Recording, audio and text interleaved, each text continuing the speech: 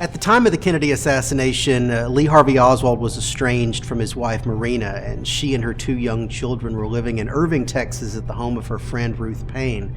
Oswald would typically go home on Fridays with a depository co-worker named Buell Wesley Frazier, but he deviated from this on the weekend of the assassination. He decided to unexpectedly show up on Thursday night and spend the evening with Marina. During that evening, he tried several times to reconcile with her, and he was constantly rebuffed, and he went to bed very upset that evening. When he got up the next morning, he did not wake Marina, and he left his wedding ring, and he left $187 in cash in a cup on her nightstand. And this was a very uncharacteristic action of Oswald. This is something he had never done before. And he went to work that morning with a package wrapped in brown paper to the Texas School Book Depository. This wedding ring provides a tantalizing window into the mindset of Lee Harvey Oswald. What was he thinking that morning when, for the first time in his marriage, he left his wedding ring behind when he went to work?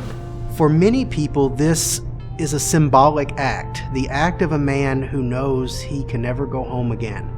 Oswald bought the ring in the Soviet Union, and what's interesting about it is there are several stamps on the inner band of the ring, the most impressive of which is an official hallmark that bears the communist hammer and sickle, meaning that it was a precious metal that was manufactured in the Soviet Union.